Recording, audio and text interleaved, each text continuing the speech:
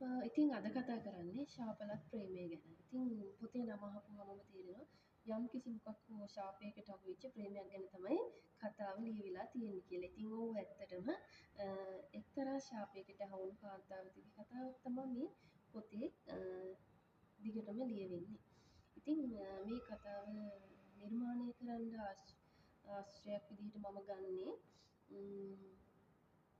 මගේ ජීවිතයේදී මට හම්බුනේ එක්තරා චරිතයක සත්‍ය සිදුවීමක්.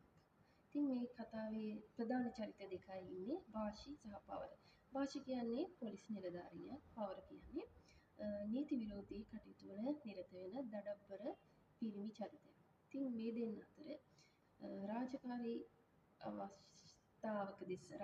අවස්ථාවකදී වාෂිට පවරව මුණ ගැහෙනවා. ඉතින් ඒ වෙලාවේ පවරගේ තියෙන දඩබ්බර ගතිගුණ නිසාම පවර ගැන වාෂිට ආදරයක් ඇති වෙනවා.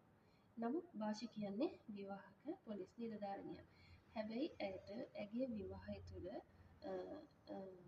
ඇය සාර්ථක විවාහ ජීවිතයක් ගත කරන්නේ නැහැ. ඉතින් ඇගේ ස්වාමියා දුර බැහැරක රැකියාවක නියුතු පොලිස් නිලධාරියෙක්. ඉතින් ඇය තනිවම තමයි ජීවත් වෙන්නේ. ඇය සේවය කරන පොලිස් ස්ථානයට අනුයුක්තව. ඉතින් මේ කතාවේදී පවර සහ වාෂි අතර ඇතිවන ප්‍රේමය දුරදිග ගිහිල්ලා වාෂි දරුවෙක් පිළිසිඳ ගන්නවා.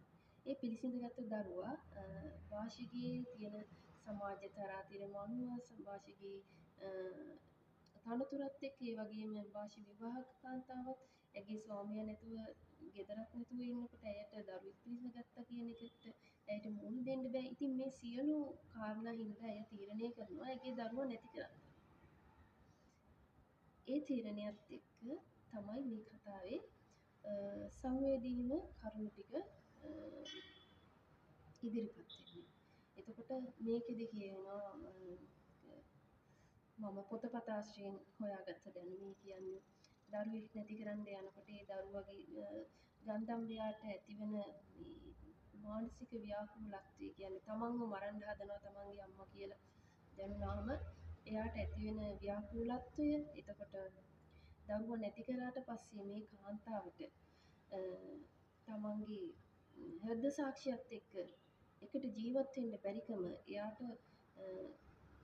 ජීවිතේ එදිනෙදා කටයුතු කරගන්නත් බැරි වෙනවා. එයාට රැට නිින්ද යන්නේ නැහැ. නිින්ද ගියොත් හීනෙන් බය වෙනවා. ඇහැරලා හිටියත් එයා බය වෙනවා. ඒ වගේ බොහොම සංවේදී කාරණා ලියවිච්ච පොතක් තමයි මේක. ඉතින් කියවලා බලමු ඇත්තටම